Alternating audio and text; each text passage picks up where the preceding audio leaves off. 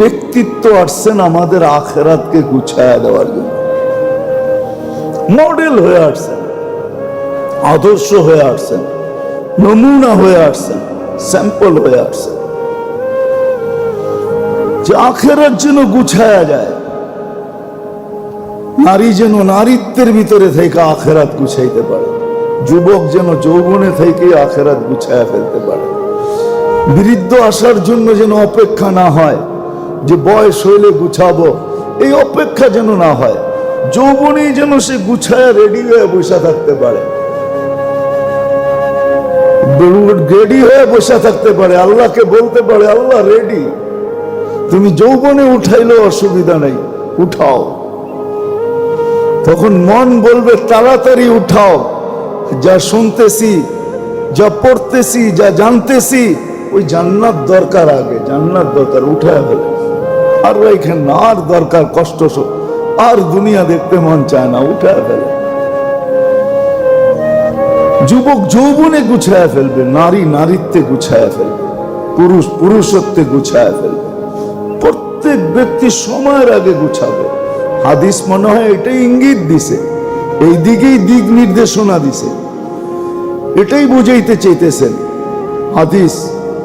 ইযা আসবাহতা ফালা তানতাযিরিল মাসা, সকাল মিলল তো সন্ধ্যার অপেক্ষা করো না, গুছায় বসে থাকো। ওয়া ইযা আমসাইতা ফালা তানতাযিরিস সাবা, সন্ধ্যা মিলল তো গুছায় বসে থাকো, সকালের অপেক্ষা করো না। বাদিরু বিল আমাল, গুছানের পিছে দৌড় লাগাও, শুধু দৌড়াও তো গুছানের পিছনে দৌড়াও, যাতে কোরআন তোমার প্রশংসা করতে পারে। ফালিয়াতানাফাসিল মুতানাফিসুন লাহুমুল বুশরা ফিল হায়াতিদ দুনিয়া ওয়া ফিল আখিরাহ। কোরআনের ধ্বনি তোমার কানে আসে, এই জন্য উচিত মেরে দোস্ত, আল্লাহর রসুলকে আল্লাহ আদর্শ বানায় পাঠাইছে। রবিউল আউয়াল মাসেই আসছেন দুনিয়াতে, ওই ব্যক্তিত্ব আসছেন। হ্যাঁ, উম্মত জানে না আজকে নবীর শান, জানে না, নবীর পরিচয় জানে না, পরিচিতি জানে না, নবীর প্রয়োজনীয়তা জানে না, যে নবীর কতটুকু প্রয়োজন, নবী আমার জন্য কি করছেন, কি করবেন, কিচ্ছু জানে না। শুধু জানে একটাই, রাগ হয়ে যায় না, শুধু জানে কামানা খানা সোনা সুবা পখানা, বস কামানা খানা সোনা সুবা পখানা। কামাইতে জানে, খাইতে জানে, ঘুমাইতে জানে, আর সকালে খালি করতে জানে, বাস এতটুক জানে, আর কিচ্ছু জানে, এতটুকুই শিখে। এটার জন্যই, শুধু এটার জন্য 60-70 বছরের জীবনের জন্যই অক্সফোর্ডও যেতে হয়, আবার বড় বড় ইউনিভার্সিটিতেও যেতে হয়, আবার দেশ ছেড়া বিদেশও যেয়ে পড়তে হয়, শুধু এতটুকুর জন্য। কিন্তু আখিরাত এটার জন্য কোনো দরকারই নেই। কেমন পট্টি পড়ানো পড়াইছে শয়তান, কেমন চাল খেলা খেলছে। শুধু শুধু তো শয়তান বলে নাই বাচ্চার বল নিয়ে কি খেলে, আমি তোদেরকে নিয়ে আসছি বেশি খেলি। হ্যাঁ, কিতাবে লেখা আছে শয়তানের কথা, বাচ্চার ফুটবল নিয়ে কতটুক খেলে। ইন্নী আলাবুকুম বিকামা ইয়ালাবুস সিবিয়ান বিল কুরা, আমি তোমাদেরকে নিয়ে এরকম খেলি যেরকম বাচ্চা বল নিয়ে খেলে। আমি এর চেয়ে বেশি তোমাদেরকে নিয়ে খেলি। আসলে সে খেলছে, খেলার মতো খেলছে, চাবি মারার মতো মারছে। আমরা যতই মিঠা কথা বলি, যতই ভালো কথা বলি, হয় আফসোস, দিলে কারো লাগে না। লাগলে তো একটা সমাজ তৈরি হইতো, কিছু লোক তৈরি হইতো, কিছু যুবক তৈরি হইতো, একটা পরিবেশ তো দেখতাম, কিছু লোকের চেহারা দেখলে তো মন ঠান্ডা হইতো। আল্লাহকে তো বলতে পারতাম যে কিছু করে আসতে পারি নাই, কিছু লোক তৈরি করে আসছি, দেখি এদের মাধ্যমে আমাদের কিছু মিলে কিনা। তো মেরে দোস্ত, সত্য এটাই যে বিশ্বাস করে আখিরাত, কবর, মউত, হাসর, মিজান, পুলসিরাত, জান্নাত, জাহান্নাম, ওকে গুছায়া যেতে হবে।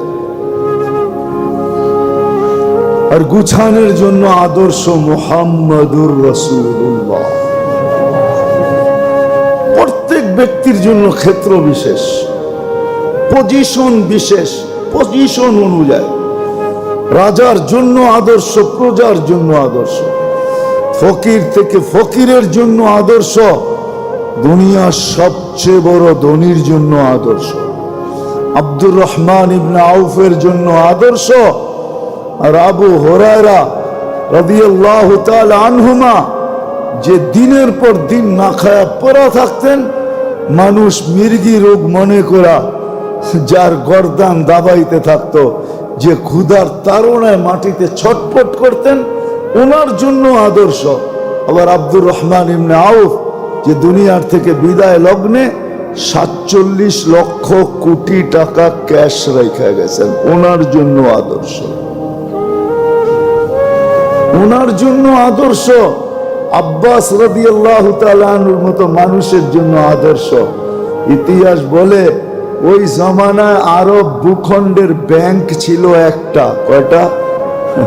সেটা হলো আব্বাস, ব্যাংক আল আব্বাস। হুজুরের চাচা আব্বাস রাদিয়াল্লাহু তাআলা আনহু পুরো আরব ভূখণ্ডের ব্যাংক ছিল, ব্যাংক। ওনার চেয়ে বড় ধনী কেউ ছিল না, আর কোনো দ্বিতীয় ব্যাংক ছিল না ওইখানে, একটা ব্যাংকই ছিল।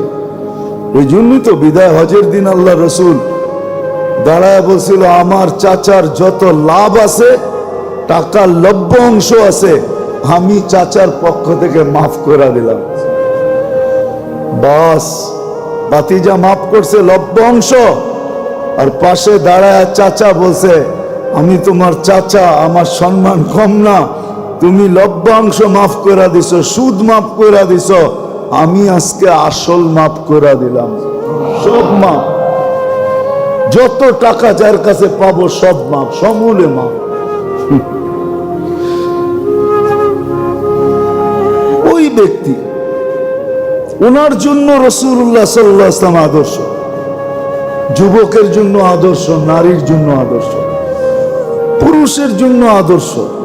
বানান ওনাকে আদর্শ। আখেরাত গুছায়া যাবে, আপনিও জানবেন না আখেরাত গুছায়া গেল কি গেল না, কিন্তু হ্যাঁ, মৃত্যু লগ্নে জেনা ফেলবে যে আখেরাত গুছানো হয়ে গেছে। নাইলে এই ইন্তজাম কেন, এই অনুষ্ঠান কেন? তখন দেখবে চোখে যে অনুষ্ঠান দেখা বলবে হ্যাঁ আখেরাত গুছায়া গেছে। তখনই ফেরেশতা বলবে গুছায়া গেছে, পর কলেমা আমি উঠাই যান। তখন কলেমা পড়বে আর জান বাহির হয়ে যাবে, আর নিজে চোখে আয়োজন দেখবে যে গুছানের আয়োজন কিরকম। কোরআন যেটার চিত্র তুলছে, ইন্নাল্লাযীনা ক্বালু রাব্বুনাল্লাহ সুম্মা ইসতাকামু তাতানাজ্জালু আলাইহিমুল মালায়েকা আল্লা তাখাফু ওয়া লা তাহজানু ওয়া আবশিরু বিল জান্নাতিল্লাতী কুনতুম তুআদুন নাহনু আউলিয়াউকুম ফিল হায়াতিদ দুনিয়া ওয়া ফিল আখিরাহ। সে আয়োজন দেখবে, জমিন থেকে আরশ পর্যন্ত আয়োজন হবে, সাজানো হবে, আয়োজন হবে, দুই কাতারে ফেরেশতা দাঁড়াবে। হাদিসে নাইলে কেন আসতো? বান্দা যখন তওবা করে, এই খুশিতে আল্লাহ আকাশকে সাজায়। ফেরেশতারা জিজ্ঞেস করে, এইটা এই আলোকসজ্জা কেন আজকে? বলছে তাবা আবদুম মিন ইবাদিল্লাহ, আল্লাহর এক বান্দা আজকে তওবা করছে, তার খুশিতে সাজানো হয়েছে। শুধু শুধু আমরা চিৎকার দিতেছি না, আসেন আর কত। মুহাম্মদুর রাসূলুল্লাহকে মানা ব্যতীত আখিরাত গুছানো হবে না। আখিরাত গুছানোর জন্য মুহাম্মদুর রাসূলুল্লাহ সাল্লাল্লাহু আলাইহি ওয়াসাল্লাম ওই আদর্শকে যে মানবে, যার সিরাতকে মানবে, সুরতকে মানবে। সুরত, আল্লাহ রসুলের সুরত বানান। সুরত, সুরত বোঝেন?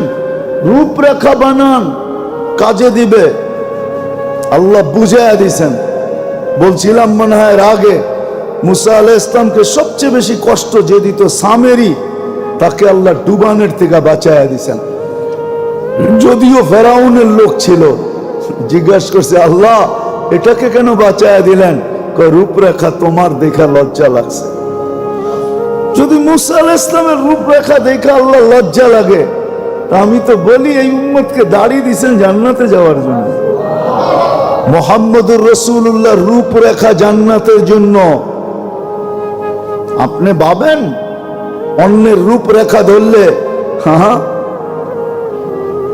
হায় অন্যের রূপরেখা দেখা এইখানে কিছু একটা পাইতে পারেন, এটা আমি অস্বীকার করি না। এইখানে এইখানে এইখানে বোঝেন কি দুনিয়াতে কিছু একটা পাইতে পারেন, আমি মানি, এটার অস্বীকার করব না, কিন্তু ওইখানে কিচ্ছু পাওয়া যাবে না। ওইখানে তো মুহাম্মদুর রাসূলুল্লাহর রূপরেখা গ্রান্টেড, আল্লাহর কাছে দামি, প্রিয়। শুধু প্রিয় না, নাইলে এই কথা বলতেন না। উর্দু বুঝবেন কি বুঝবেন না জানি না। क्या वफा तूने मोहम्मद से तो हम तेरे हैं, ये दुनिया क्या चीज है, लौह कलम तेरे हैं। আল্লাহ বলতেছে क्या वफा तूने मोहम्मद से, আমার বন্ধুর রূপরেখায় সাজসজ্জায় যদি তুই সাজিত হস, তাহলে क्या वफा तूने मोहम्मद से तो हम तेरे हैं, আমরা তোমার হয়ে যাব। এই দুনিয়া কি জিনিস, লৌহ কলম তেরে হ্যাঁ, সমস্ত জগৎ তোর হাতে উঠায় দিয়া দিব। জান্নাত তো দিব দিব, সব জগৎ দিয়া দিব উঠায় দেব। দুনিয়া কি জিনিস, তো মশার ডানার সমান দাম না আল্লাহর কাছে। তো আল্লাহ কসম খায়া বলছেন লাউ কানাতিদ দুনিয়া ইনদাল্লাহি তা'দিলু জানাহা বাউদা। আল্লাহর রাসূলের মাধ্যমে আল্লাহ জানায়া দিয়েছেন মা সাকা কাফিরান শুরবাতা মা, কোন কাফেরকে এক ঘোট পানি পান করতে দিতাম না। কোন বেদিনকে, আল্লাহ দ্রোহীকে আল্লাহ ডাকবে আর আসবে না, আজানের ধ্বনি কানে যাবে আর আসবে না, ও পান করবে আল্লাহর পানি। যার ভিতরে হায়াত রাখা আছে, ওর জন্য বর্ষিত হয় বৃষ্টি, ওর জন্য উঠান আল্লাহ পাতাল থেকে পিওর পানি। দুনিয়ার সবচেয়ে ভালো পানি হলো পাতালের পানি। ডাক্তার করে জিজ্ঞাসা করেন, আপনার মিনারেলের চেয়ে কয়েক কোটি গুণ ভালো। মিনারেল করেন, মিনারেলের চেয়ে কয়েক কোটি গুণ ভালো হলো পাতালের পানি, এর চেয়ে ভালো হলো বৃষ্টির পানি। কোরআন বলে ওয়ানুনাজ্জিলু মিনাস সামাই মাআন তাহুরা লিনুহইয়া বিহি বালদাতান মাইতা। এইজন্য দুনিয়ার দেশ আছে এক ফোঁটা বৃষ্টির পানি বিনষ্ট হইতে দেয় না। এক ফোঁটা। চলেন আমার সাথে।